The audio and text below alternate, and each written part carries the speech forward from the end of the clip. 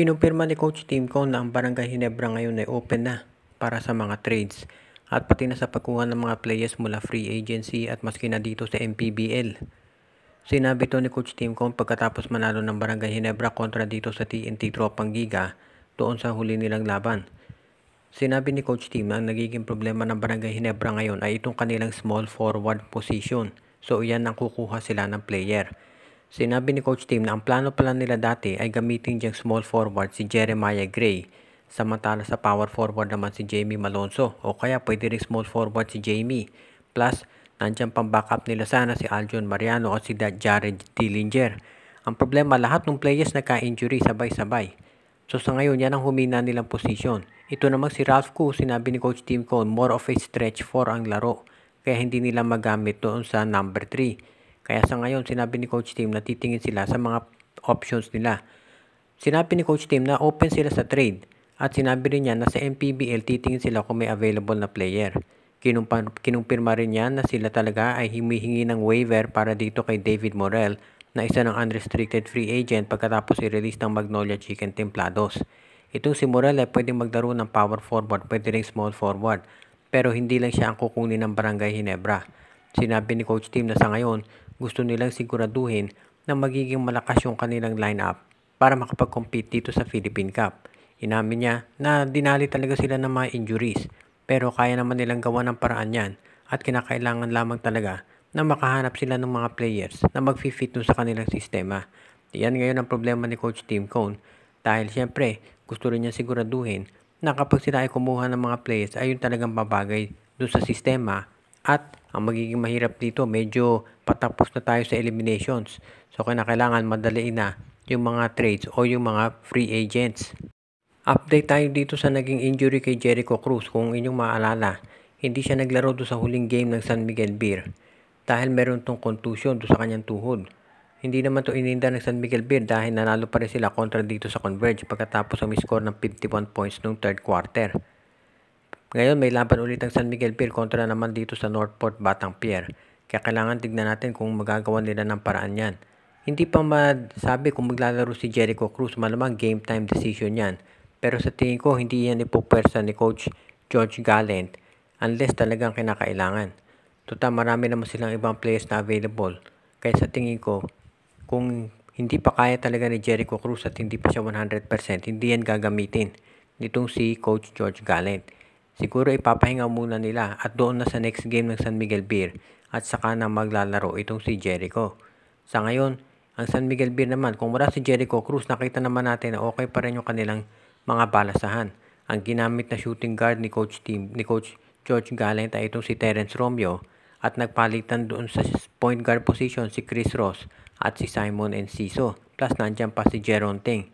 So maraming mga players na pwedeng magamit itong si Coach George Gallant just in case nga na ito si Jericho Cruz ay hindi pa rin makapaglaro.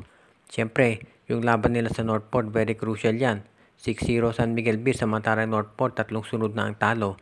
Kaya tignan natin kung magagawa ng paraan ng San Miguel Beer para masustain yung panalo nila o kung itong Northport Batang Pier mabe-break na yung kanilang losing streak. Siyempre, Northport ang iniinda ngayon, wala si JM Calma at napakalaking bagay niyan dahil iyon ang kanilang pantatapat sana dito kay Junmar Fajardo. So malamang ang magugwardya dito kay Junmar ay itong si Xavier Lucero, si William Navarro at itong si Cade Flores. Tignan natin kung anong adjustment ang gagawin ni Coach Bonitan kapag nagharap na sila ng San Miguel Beer. Ito nga kayang si Greg Slaughter ay posibleng mapunta dito sa Northport sa Rain or Shine Elasto Painters. Yan ngayon ang tanong ng karamihan at ang posible daw na mangyari baka itong si Luis Villegas ay i-trade ng Rain or Shine para dito kay Greg Slaughter. Sasabihin ng iba parang alanganin yan dahil itong si Greg Slaughter matanda na at itong si Luis Villegas bata pa. Pero kung titignan niyo, matagal nang nakarecover mula doon sa injury itong si Luis Villegas pero hindi ginagamit ni Coach Yeng Giao. At alam naman natin sa PBA na kapag ang isang player hindi ginagamit lalo na at wala namang injury, isang senyal siya na ito hindi nag-fit sa sistema ng coach at baka ma-trade. Isang example dyan of course itong si Jeyo Ambohot. Kaya sa ngayon tignan natin kung ano mangyayari dito. Itong si Greg Slaughter, alam natin ngayon ay maglalaro sa Manila Stars doon sa MPBL. Pero kung gusto niyang kunin sa PBA, kinakailangan muna yung rights niyan mula sa Northport ay makuha ng rain or shine. Kung hindi na interesado ang Northport dito kay Greg Slaughter, pwede nilang i-release si Slaughter para dito kay Coach Yeng Yao. Ngayon, kung sakasakaling mangyari nga yan, sa tingin ko ito namang Northport Batang Pier, pakakawalan niya si Slaughter dahil meron naman silang Cade Flores at JM Calma. Kaya sa tingin ko, ito si Greg, posibleng mapunta yan dito sa rain or shine. Hindi naman natin maiaalis yung posibilidad na yan. Sino mag-aakala si James Yap dyan maglalaro sa ROS isang araw? Although ngayon nasa Blackwater na siya. Kaya sa tingin ko itong si Greg Slaughter, posible nga yan. Ngayon, kung yung trade for Luis Villegas, kaya lumalabas yung balita na yan dahil ito si Villegas nga ay hindi ginagamit ni Coach Yeng Yao. Kung sakaling wala nga talagang injury ito si Villegas at talagang sa tingin ni Coach Yeng hindi fit sa sistema niya, siguro nga dapat muna itong i-trade para makita nila kung saan sila player makakakuha. Nung fit, ito si Slaughter, pwede yan dahil big man yan. At alam naman natin na marami ibang players ng rain or shine, so hindi kailangang ibabad itong si Slaughter. Totoo nga kaya na itong Converge Fiber Xers ay susubukang kumbinsihin itong si Kai Sotto na sumali dito sa PBA. Yan ngayon ang usap-usapan ng karamihan na posible kaya na kapag nakuha nila ito si Justin Baltasar, ito kayang si Kai Sotto naman ang susunod nilang targetin. Sa ngayon kasi ito si Kai Sotto, alam natin, gusto pa rin niya maglaro sa NBA at naglalaro ngayon sa Japan. Pero kung sakaling opera ng malaking halaga dito sa PBA, tanggapin kaya ni Kai Sotto para maglaro dito sa liga natin. Siyempre, kailangan malaking ibigay dito kay Kai Sotto. Pero kung sakaling mapunta nga ito si Kai Sotto dito sa PBA, wala namang garantiya na makukuha siya ng Converge unless mag-tank sila ulit.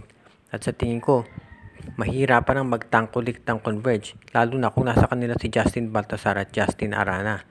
Plus, ang balita nga baka ang PBA, ibalik yung draft lottery para maiwasan nga yung tanking. Tignan natin kung mangyayari talaga yan. Pero kung sakasakaling si Kai Sotto ay magdesisyon na mag-apply sa draft, asahan natin na mag-aagawan ng lahat ng teams para sa serbisyo niyan. Dahil ito ay isang napaka-high quality player at syempre 7'3 yan. Saan ka makakakita ng ganyan ngayon? Kaya sa tingin ko kung sakasakaling si Kai Sotto sumali sa PBA, syempre magiging main attraction yan. Pero sa tinatakbo ng karera nito ni Kai, sa tingin ko magpipiliin pa rin niya na maglaro sa abroad. Katulad nitong sila Dwight Ramos, AJ Edu, at yung iba pa nating mga top players. Dahil syempre doon malaki ang kita. Kaya sa tingin ko, unless wala nang offer mula sa abroad, hindi natin makikita ito si Kai Sotto na maglaro dito sa PBA. Parehas na dyan kina Dwight Ramos, AJ Edu, at sa iba pa nating mga top players ngayon, sila Renz Abando, na naglalaro sa ibayong dagat. Kaya sa ngayon, the most we can hope for ay sa gilas muna ito si Kai Sotto at malabo na maglaro yan dito sa PBA. Shoutout kay RG Bueno at Dalina family, Edwin Carmona Jr., Ronald Barbosidad, Katsakino Dukusin.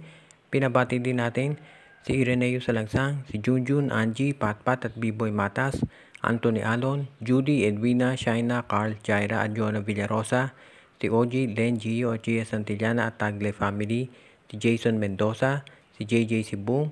Pinabati din natin si Enju, Dexter Domer, Joseph Pineda, Jonald Malyari, John Ray Mark Iswela, pati na rin si Michael D, pati na rin yung iba pa nating mga taga-subaybay katulad ni Alexis De Terala, Kuya Mike TV, at ang iba pa nating mga tagapakinig katulad ni Ronald Barbosidad.